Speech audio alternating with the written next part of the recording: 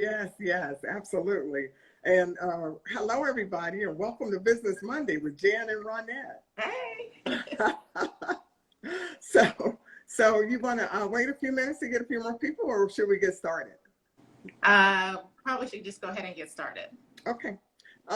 We're so excited to welcome you back to our conversation about starting, running, and growing a business.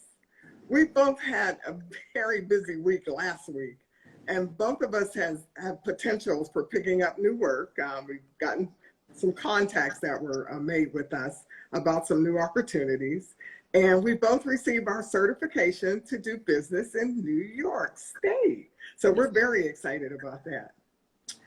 So an article was published in the Southwestern newspaper, which is a newspaper that's centered in Southwest DC, about JMA giving back to the Southwest neighborhood. And Ronnette was interviewed on the GovCon Giants podcast. You should go check it out. It's very interesting. It's a very good interview. And so if you want to see either of these items or anything else, know anything else about JLAN Solutions or JMA Solutions, you can visit our website and also our social media. You know, we're pretty heavy on social media, so we put all that stuff out there. So last week we talked about building relationships, networking, past performances. So hopefully we gave you all some information that you could use when you're pursuing these areas. We talked about how important character and integrity is in starting and staying in business. As a matter of fact, that was a question from one of our listeners. And we told you that General Motors was launched when the US economy was down. Burger King, CNN, and Airbnb was launched when the economy was down. And Uber was launched during the global financial crisis. So now is a good time to start a business. If they can be successful, why can't you? So today we're going to answer some of the questions you asked in last week's Business Monday episode. And then we're going to talk about business finances, talk about startup costs, business banking, and the like. So I'm going to let Ronnette get us started with some of the questions that we were asked of us last week, so we can answer those for you. Absolutely. So some of the questions that were asked last week were, we have been aggressively responding to sources sought on Beta SAM, hoping to get our name and our capabilities out there. Is that a good approach? I would say yes. Definitely, you need to market yourself. You definitely need to apply for those sources sought notifications because contracting officers get to know who you are. They get to know your company name. They get to learn your capabilities. And also if you have any set-asides, because a lot of these government agencies have goals that they have to meet. And maybe, once you start submitting those sources sought notifications, you will get recognized. So Jan, did you have anything to add to that? No, I'm in total agreement. All the conferences and industry days and just small business meetings that I've gone to, that's one of the things that they emphasize, that you have to respond to sources sought. You have to do that in order to get your information out there. So I'm in total agreement with you. Absolutely. Okay, and then do you feel that minority businesses think short term, like depending on an 8A, but do not think long term and plan for when they come out of it, or does that hinder the system? So I'm an 8A right now. Jan is a graduate of the 8A program. For me, I have a great business opportunity specialist at the SBA, and he keeps me informed on everything. We have to do a certain percentage of our business with commercial work, 8A work. I'm also a hub zone, so I'm always looking for opportunities there, and there are agency goals for hub zone as well. But for me, since I waited about 8 years before I applied for my 8A, I knew that I couldn't just rely on 8A revenue.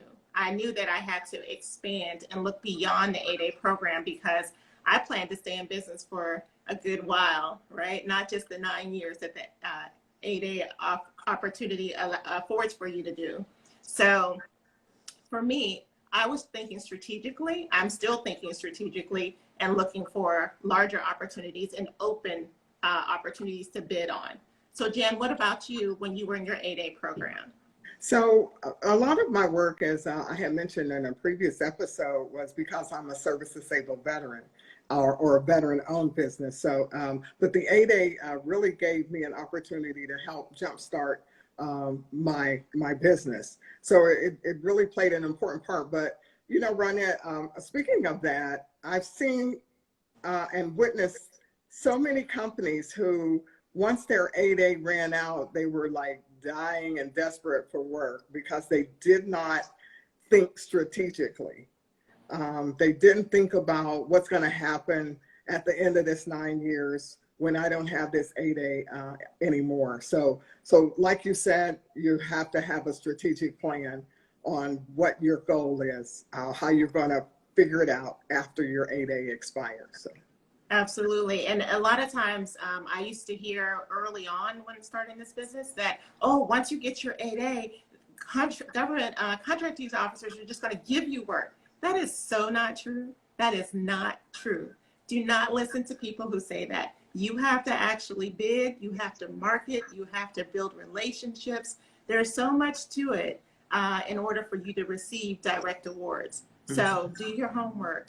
Don't just believe what everybody says. Go to SBA.gov and read about the 8A program. Right. So, right. No, go ahead. I'm sorry. No, go ahead. Go ahead.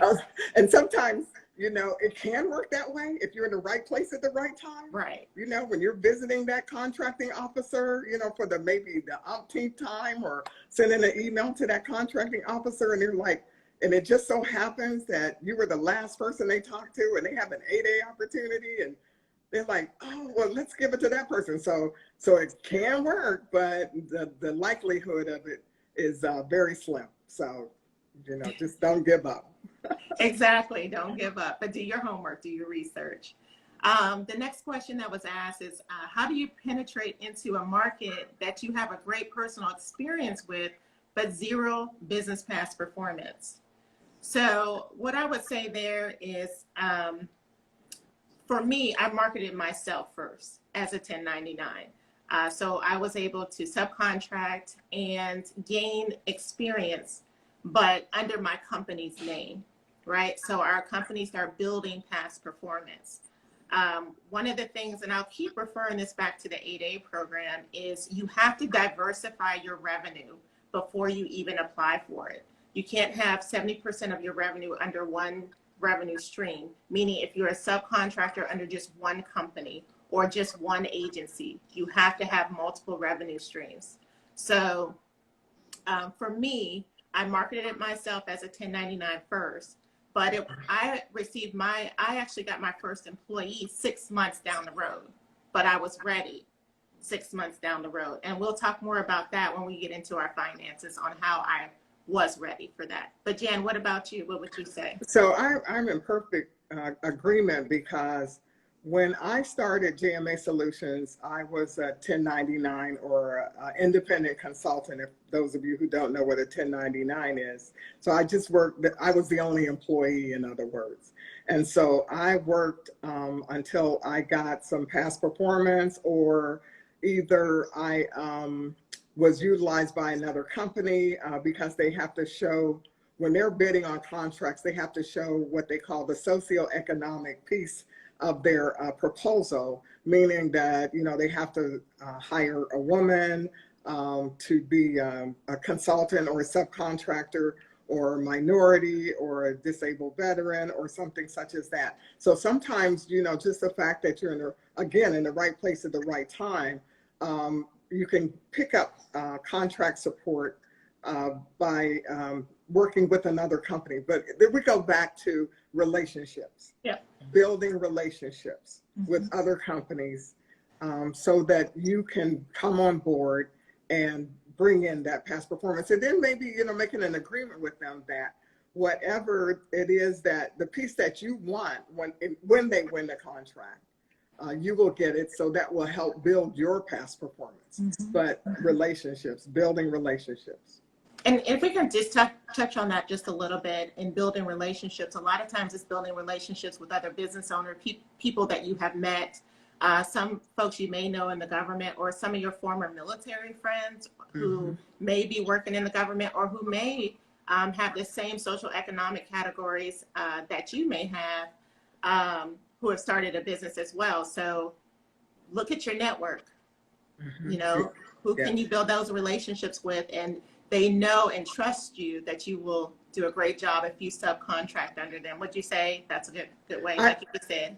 Yeah, absolutely. I agree. And even, you know, like we say, a lot of times when we're talking government because that's where we are. That's the space we're in. But, you know, we're talking about real estate, talking about beauticians or cosmetologists.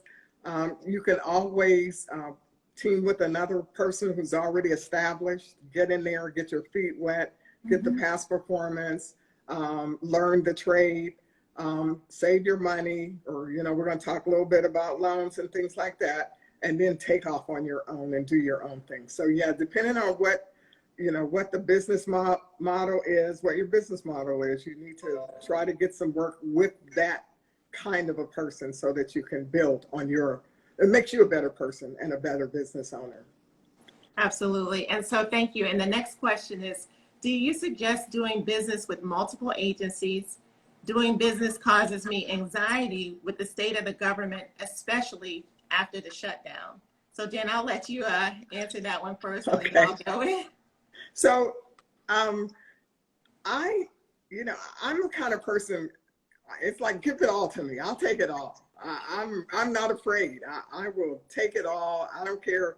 10 government agencies. If I got the bandwidth and the ability to pay the people and the ability to bid on the work, I'm going for the gusto. Now, most of your small business leaders will not recommend that. Okay, they will say, you know, maybe go with 1 or 2 agencies and kind of limit it at that. But, you know, then you have people like me, and you'll find that Ronnette and I talk about this all the time because, you know, we have 2 different mindsets. Okay. She's very structured and I'm like living on the edge. Okay. but it's so who I am.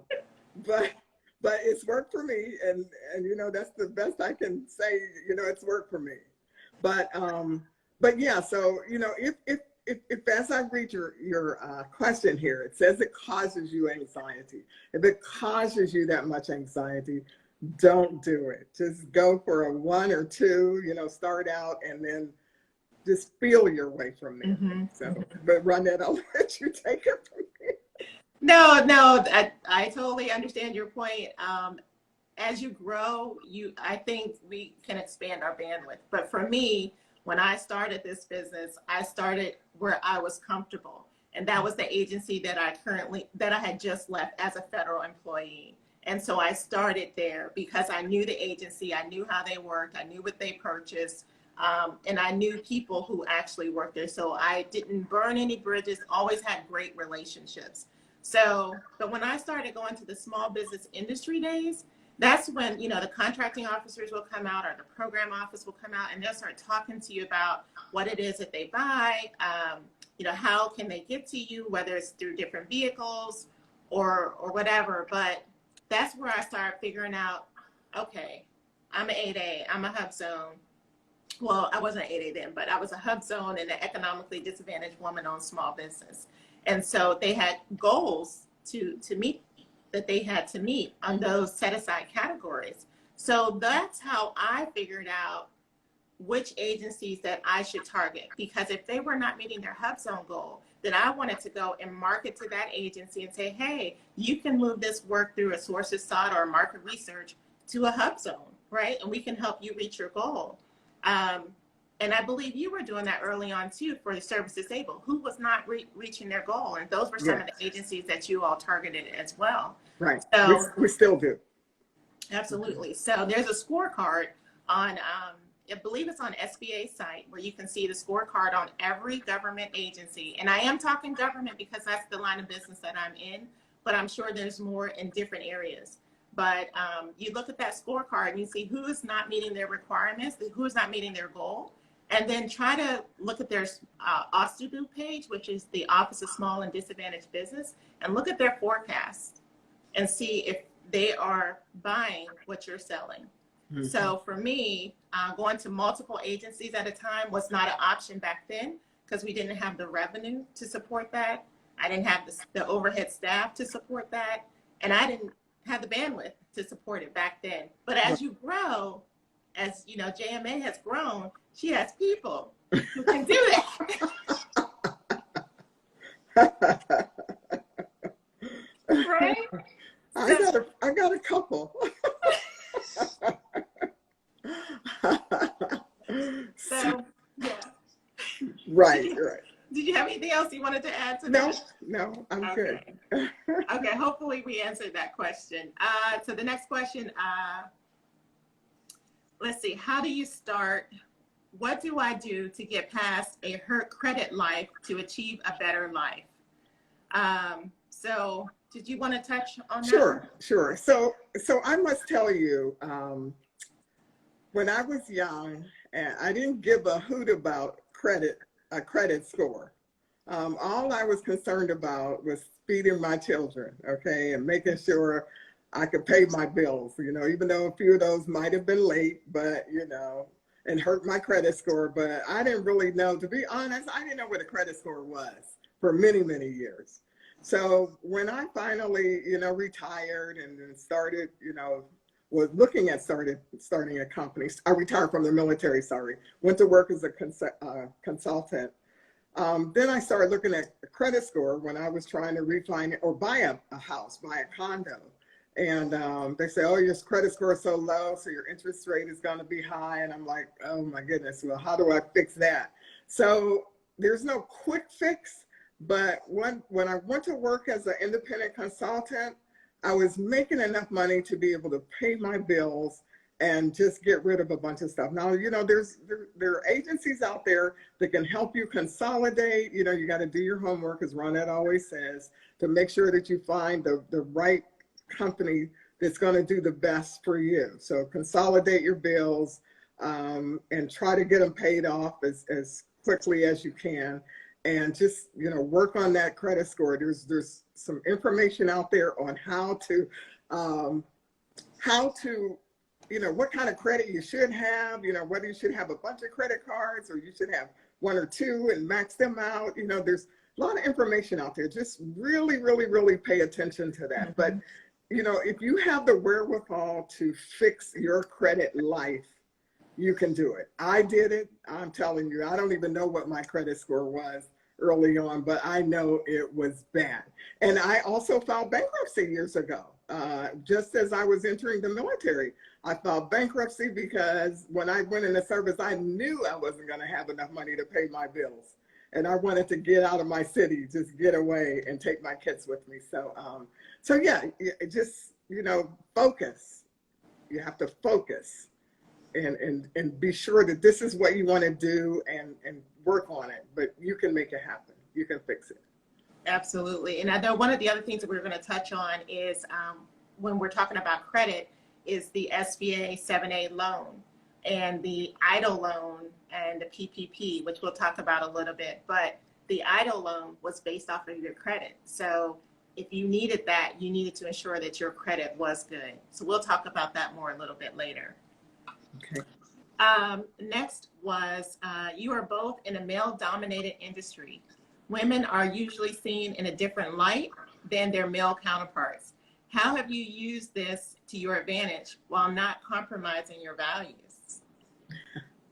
So we definitely have to work harder and smarter than our male counterparts, and even more so sometimes than our own African-American male counterparts. But yeah, so it's interesting, and I do have a story that I'd like to share with you all. Before JMA Solutions became a pretty DC-wide name, people didn't really know who I was. So I would go out to these conferences, meetings, small business meetings, and, be standing in a crowd of all men. Sometimes I was the only woman most of the time. And, they'd have their conversations and I would try to interject something, my thoughts. And it was like, the feeling that I got was, oh, who are you? And, we don't really care what you think. So then when it came time to, share business cards, and they looked at my card and they saw president and CEO, woman owned, service disabled veteran, blah, blah, blah. Then it's like, oh, we need to talk. Maybe we can work together. Well, how come, can I give you a call? Can I contact your administrative support and get on your calendar? It's like, interesting. I don't really want to talk to you now. So yeah, so definitely, I mean, it exists, it's going to exist, and but we just deal with it to the best of our ability. But usually we have the last laugh. Right. I can attest to that too. I remember we were asked a team on an opportunity. It was a large IDIQ, and I walked in the room, and I was not only the only female, but the only Black female in the room. They were all white males. So when they asked everyone to stand up and introduce themselves, and I said who I was, by the end of that meeting, don't you know, people start walking over to me. Like you said, first they just look at you, they're a little standoffish. Some people were, but eventually they come over and they start a conversation. But for me, it made me feel good, when they came over. But initially, I was just like, "Wow, okay, is this what we're doing?" But it ended up turning out to be a great working relationship too, because me, I love everybody. So I but don't. it was good. So no, I have nothing to add. So yeah. Yeah. So that ahead. was all the questions. Yes, right. Yeah. So it is a male-dominated industry. Yeah, we don't compromise our values. That's something I refuse to do, is compromise my value. Absolutely. So we just make it work for us, but we do it in our own way. So Absolutely. But yeah, we definitely demand respect, because we have reputable businesses, and we are definitely built on integrity, and we are just we're doing it. Yes. We're trying. So now we're going to talk about startup costs, right? There's so much to starting a business, and there are a lot of costs associated with it, and we can't necessarily give you a cost, but just give you an idea of some of the things that you may need to do when you're starting your business. And so, Jan, did you want me to take it from here? You can go ahead and start. So some of the things that you want to look at, depending on your type of business. Now, you will have to, if you're a beautician or real estate or any of those other areas, you will have to kind of judge this, or look at your small business office or your local state to see some of the startup costs there. But a majority of the things that you need is a business license. You need your EIN number, which is free. But the cost for your business license is going to cost you. You need to register your business. That's going to be a cost. If you need equipment, like laptops, printers, copying machines, any of that, depending on if it's just you or if you have multiple people, you have to look at that type of cost associated. Also, if you're not a mom and pop and you're not working from home, you have to go out and acquire office space or rent office space. Then you have to look at that cost. Depending on where you are, the cost can be high or low. When you're ready to start building your business and build your website, you have to do your website. You have to pay for your domain costs. If you want someone to design your logo, you may have to find somebody to do that. And then, unless you can do it for yourself, which is great, that's minimal cost. And then you also need insurance, business insurance. Right? Workman's comp insurance if you have employees. There's all types of insurance that can just, skyrocket depending on if you have employees or not. So those are just some of the basic things that you need. And I would also, I think we talked about this last week about an attorney, but I would say you don't necessarily need one on a retainer. You just pay them as you go. But your PTAC, Professional Technical Assistance Center, has a lot of help for you as far as attorneys are concerned. So definitely reach out to your local PTAC office for information. Did I forget anything, Jan? No, some of those things we're going to cover later anyway. So under, staying legally compliant. So, so no, you did good. That's fine. Okay. Well, talking about costs, getting money for your startup. So yeah, somebody just said, if you're a 1099, do you need business insurance? Absolutely. Absolutely. Yes, for sure. Are you finding organizations like WDCEP? I'm not sure what those are, but we can, are you familiar with those acronyms, Ronnette? I am not. Okay, we'll look those up and get some information on that. So that's good. CEP and W. I know somebody's already writing this down for us, so I'll make sure that we get that later. So, so talking about, money for your startup costs, if you don't have the money available, like I did, and we spoke about this before. I think I borrowed $10,000 from the bank, did just a signature loan. I asked Ronnette to borrow $10,000 from her bank. So she got 10. Did I ever pay you that back? Oh my goodness. Look, I'm adding interest on that too. I think I did, but I don't remember. But I'm sure if I didn't, you would have let me know like a long time ago in 2007 or 8 or something. Yeah. Okay. It's okay. We're good.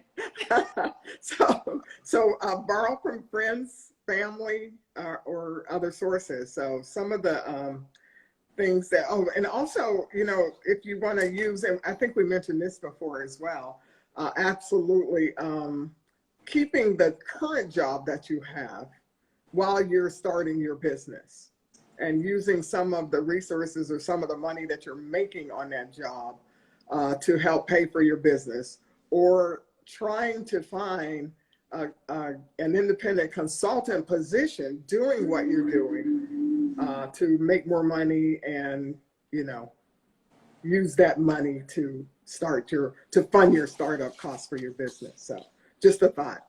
Yes. And if I can just touch on that. So I know I spoke about this last week, is I started as a 1099 or independent consultant, and I just saved my money as much as possible because I knew one day I was going to hire my first employee, and I had to have enough money to pay the salary, to pay their taxes, payroll taxes, insurance, and all of that. So, save your money if you can. And this is a great time during COVID because you don't have all those extra expenses as commuting, metro, Oh my God. Lunches outside, coffee breaks, all of that. Yeah. Right? And clothes to go to all the functions. Oh, yep, sorry. What clothes am I going to do? I need a new outfit. Do I need another gown for the ball? And then paying the cost to go to the ball, and Uber costs, and shoes and purses, and yeah. Oh my goodness, it's like I'm getting a pay raise. Just exactly. So now is the time to save money, and if you have some debt issues, pay off your debt. Yes, exactly. Very good. Yes. So I apologize. My alarm went off, but that was for Huggy Lowdown to come on. Oh, yeah. So, then we can talk about banking. Right. And so one of the other things was, where can you get money from too, just back on startup costs. And one thing, like Jan mentioned earlier, from a trusted family member or a trusted resource, and always remember to pay that person back, right? So give them a little extra too if they don't charge you interest. It's okay to give them a little bit more because you may want to come back and get some more later. So make sure that you make them know that you appreciated what they did. So because if you're going to those other people to get some money, trust me, they're gonna charge you an arm and a leg to use their money. So absolutely. Yeah. So we'll talk about business banking. We'll just go right into that. And I believe we also touched on this last week too, but if you have a relationship with your banker, that's a good place to go to apply for a line of credit. And then I'll tell you just a little bit about what I did is because I really didn't have a business banker back then. When I started, I had a credit union because I was a federal employee and I was a part of that credit union. And so I went to them. I said, hey, I want to start a business and I need a business checking account. And they said, well, we don't actually do that here. You'd have to go to more of a commercial bank to get a business checking account and a business line of credit. And so I said, well, you know, I have all my money here. I like this bank. I like you all. I want to stay here. And so what they said I could do was start another account. And so I started another account and I just named it JLAN Solutions. So I used that for all of my banking. And when I got my first line of credit, they actually gave me a small personal line of credit, although it's not a business line of credit, it was a personal line of credit. So I was able to utilize that. And then eventually, as JLAN started to grow, then I moved on to a larger bank. And they actually gave me a little bit of a larger line of credit. So I'm still working on trying to find another bank, but it is what it is. I'm not going to go there. But that's how I was able to have my first business bank account and grow from there. And right. So, Jan, did you want to touch on that? So, yeah, so I was a member of Navy Federal Credit Union, and I did start there, but only for a very small, limited amount of time. I was recommended, it was recommended to me that I find a small, community bank who caters to small businesses. So there was a bank called Adams Bank, and just so happens it was my last name, but it was Abigail Adams, named after her. And they did a really good job. I swear by them, but of course they're not there any longer. They were purchased during that banking crisis by another bank. So, finding, like Ronnette said, either a bank that you're already doing business with, or looking for a small community bank that caters to small businesses. Some of the larger banks, I mean, they're okay. I'm with the larger bank now because I really needed that robustness that the larger banks offer. But look for a bank that, caters to small businesses. Okay. Yes. And then we want to talk about taxes. Well, let's talk about the SBA. Has something called a vendor match program where they match business owners with banks. So, which is something I just learned about today because I was doing some research for our meeting today. And it's like, this is interesting because every time before we meet, I do my own little research and I find some things that I didn't know before. So the SBA, if you talk to them, they will, within 2 days of your contact with them, they will match you up with a bank that they think can fit your needs. Doesn't always work out, but at least it's a start.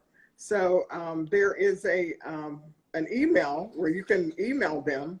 It's called Lendor, Lendor. Is that how you spell Lendor? Yeah. Sorry, I knew something was wrong with that. Lender, lendermatch.sba.gov. Okay, so, or you can just go on SBA's website. There it is right here on our site here. So thank you, Iman. So yeah, you reach out to them and see what happens. It won't hurt to ask the question, So just give you some options of where you can maybe find some money to help you. Go ahead, definitely. And we were going to talk about the SBA loan as well, the 7A loan. It's a loan program that SBA offers, but I believe it is also based off of your credit as well, but it helps small businesses get started. So you want to look into that as well. It's also on that same link, or they'll put up a new link for you. But, and you also want to look, as far as funding is concerned, to grants in your local state. So for instance, in DC, through this COVID-19 pandemic, DC offered a DC micro grant to small businesses here in the District of Columbia. So I'm sure other states did as well, but you have to check with your state and see what they offered. But that's something to look at as well. There were other minority small businesses grants that are out there during this COVID-19 pandemic. Facebook had a loan program, a grant program. Home Depot and Lowe's, Verizon had one as well. JP Morgan and Chase had one as well. So A lot of those were out there. The small business offices were sending those emails out.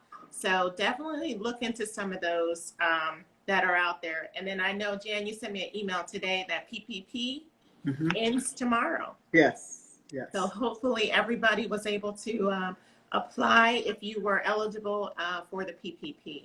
Yes, I hope so, because there was a whole lot of money out there and a lot of people getting that money that didn't really need that money. And so they have a whole bunch of money that they haven't given out. So I wonder, and I'm just thinking out loud, if they're going to extend it tomorrow or let it go away and then bring it back again, because I think they're getting ready to do another stimulus bill. And in that stimulus bill, hopefully, there'll be some more money that's geared towards small businesses that small businesses will actually get, and not the big boys who don't really need it. So we'll see. Okay. So taxes? Taxes. Yes, taxes. Oh, taxes. Oh my goodness. What did they used to say? Death by taxes, right? I tell you, yes, exactly. Only three things in life that don't change is, you're going to stay the color that you are, except for maybe like Sammy Sosa. People who know Sammy Sosa know what I'm talking about. Or you have to die. I mean, we all have to do that. And you have to pay taxes, because if you don't, you're going to jail. So three things, right? Hilarious. Okay. Old school stuff. So taxes. Here's a question. Are they giving grants to startup businesses? You'll have to go, if you're in DC, I would definitely go onto their website, because they do have some programs for startups. And I can't think of it off the top of my head. I would have to research that and get back to you, but we'll definitely add that question to next week. But in reference to the taxes, we would definitely recommend you get a bookkeeper, especially early on. Early on, get a bookkeeper. CPA will come later, but a bookkeeper will help you if you're not doing it yourself through QuickBooks or some other means like that. So I would definitely recommend you get a bookkeeper early on. I've had mine for 10 years now. She's a CPA now, but she's been with me from the beginning. So my thoughts are, and like I say, Ronnette and I, we're different, but we make it happen. Is that if you're very, very small, I can't see paying the expense for a bookkeeper. I can see you keeping your books on Excel spreadsheet or QuickBooks if you know how to work it, and if not, just make sure you keep documentation and then take it and throw it at your whoever's doing your taxes during tax time and let them figure it out. So, but if you can't afford a bookkeeper, then you need to try to figure out how to make it work. And there are there are books. I used to go to not a library, but there's libraries are still open, so you can go to the library and look for some business invoicing or business books that can help you keep your books. Or going to, I don't even know if Barnes and Noble still in existence. I mean, things are changing so fast during COVID-19. I don't know what's there and what's not. Amazon.com I know is there. And I know I usually Google them when I'm looking for a book relating to certain things. As a matter of fact, that's what I used to do when I first started my company, is I needed to know what a wrap rate was and how to figure out my overhead and my general and administration, my G&A, and how much fee I need to keep. And I used to go look for books that would explain all those things to me. So I'm very independent and a self-starter. So I like to do things on my own until I get to a point where I can't do them anymore. So that's just my thoughts on that. So that's fine. That's fine. We all have our strengths. We have our strengths and weaknesses, right? Exactly. But I would definitely recommend that when it's tax time, if you are an independent consultant, pay your taxes quarterly. That is the greatest gift someone told me, is to pay your taxes quarterly, because at the end of the year, that tax bill that you receive on all of that money that was not taxed, it's going to hurt, especially if you didn't save it. So pay your taxes quarterly. So yeah, so and depending on how large you get, well, I should say, if you're not really small, but you're medium, somewhere between small and medium, I mean, you're going to need that extra help because your accountant can actually give you some projections of what your taxes are going to look like at the end of the year so that you can pay more quarterly. So when it gets to that end of year or tax time fee, you won't be hurting so bad. So that's what I have now. I have a tax accountant who actually calculates what my tax liability is going to be so that we can put more in those quarterly payments. Or at the end of the year, before December 31st, we write a big check to Uncle Sam. And so when it's tax time, I won't be hit so hard. So just, keep those things in mind. And one thing that I might add is as you grow, you have to pay more taxes depending on what state or district that you live in. Oh my goodness, yes. That's so Things true. you don't even know about that you have to start paying for. So most people, when they sign a check, they're gonna look at it or sign like some documents. You're gonna look at it and make sure that, when my taxes come across my desk, I don't know what I'm looking at anyway. So I just sign it. I don't even want to know what it is that I'm paying, as long as the money's there to take care of it, because it's just like, you don't want to know. Because if you do, you might lose some sleep that night. So. That's for large businesses. I'm just saying, I'm small. Okay. Staying legally compliant, and we are at the 43 minutes, so I know we want to time goes so end here fast. shortly.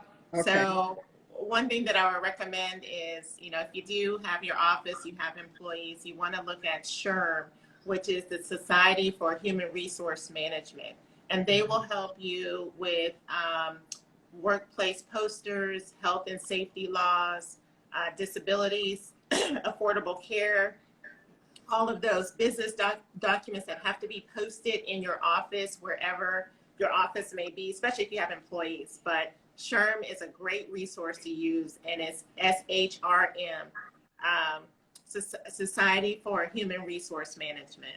It's SHRM.org. Yes, yes. And you also want to, as you're staying legally compliant, make sure you don't copyright anything unless it's yours. What else do you have to add to that, Jan? Nothing much, since we're getting close to the end, but business insurance, make sure you take care of that. Like one of our listeners mentioned early on, and we will reemphasize, business insurance is a must, even as a consultant.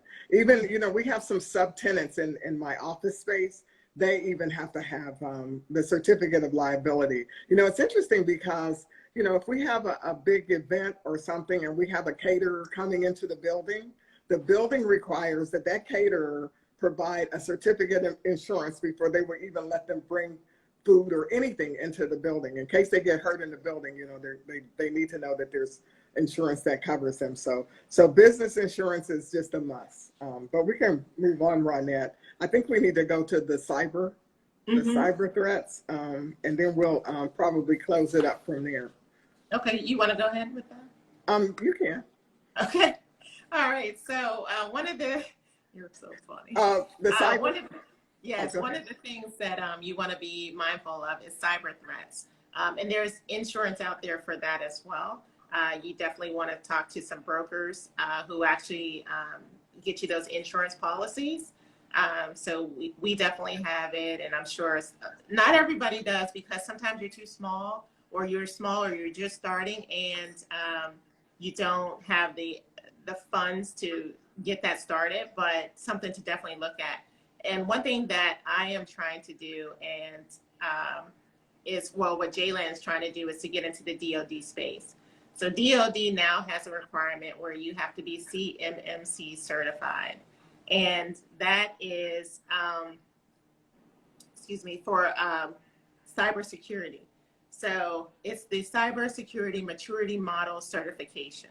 So if you want to do business with DoD, you need to look into that certification. It's the big thing for this year. And I believe we had a year to actually get that certification. So we are actually working on that now. But definitely Google CMMC regarding your IT systems. But isn't there another one that we had to do previously? NIST 171. Yes. Okay. Right. Requirements. Yes. And SBA has a free cyber training.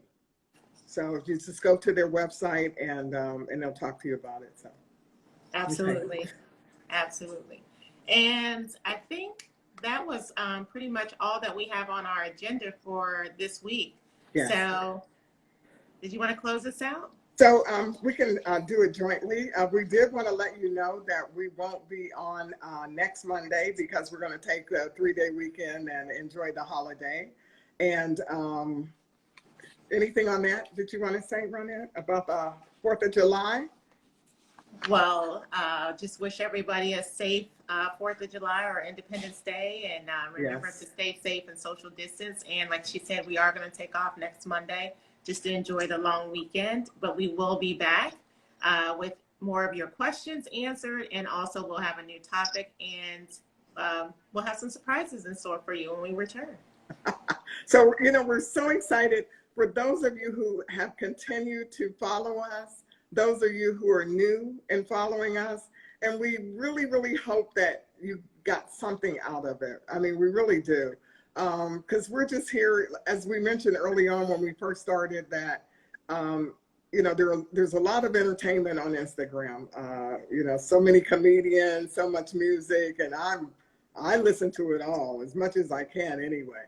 And we wanted to do something that could maybe help people. Give some information or provide some information that could help someone else other than just being entertained, something that you could find useful to maybe, grow your future, grow your life, grow your business, do whatever. What do we call that? Wealth, generational wealth, build generational Absolutely. wealth. Yes. So we're gonna keep this going as long as we've got people like you who are out there listening to us, and we just want to thank you so much for tuning in. If you have some questions, we're gonna check the questions that you asked and make sure that we respond to them the next time. But if you have other questions, please hit us up on our website or on our social media. We're paying attention, and we will definitely get back to you. So have a wonderful 4th weekend. Have a wonderful rest of the week, and we look forward to seeing you on the next Business Monday, which is July the 13th. Okay. All right. Yes, Thank you. Thanks, everybody. Thank you. We appreciate it. Absolutely. Love you, Mom. Okay, you too. Bye, Cynthia. Cynthia Boston. Oh, nice. From Youngstown, Ohio. Yay. Yes. Okay, I'm going to make right. sure that I don't lose this time. We're doing better. Okay, bye, Mom. Okay, see you later.